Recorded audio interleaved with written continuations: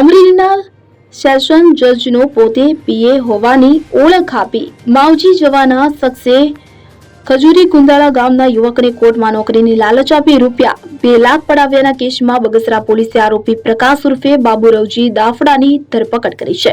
આ શખ્સે 3 દિવસના રિમાન્ડ પર લેવાયો છે.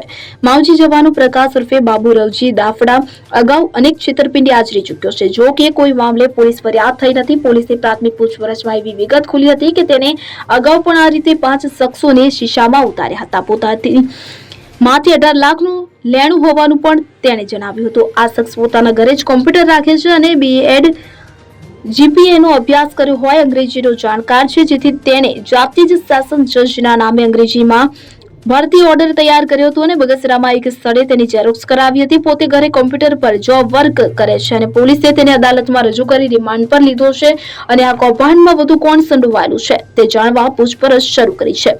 અગાઉ આ શખ્સે 2 વખત ફિનાલ્પી આપઘાતની કોશિશ પણ કરી હોવાનું જાણવા મળેલ છે. આ શખ્સે ગૂગલમાં સર્ચ કરી જુદા જુદા ખાતાઓના ભરતી ઓર્ડર મેળવ્યા હતા અને ડ્રાઈવરની કોર્ટમાં ભરતી માટેનો ઓર્ડર કેમ લખવો તેની પૂરી જાણકારી મેળવી હતી. અશોક મણવર સાથે સેન 24 ન્યૂઝ અમરેલી. હવે જુઓ દેશ દુનિયાની તમામ ખબરો તમારી આંગળીના ટેરવે.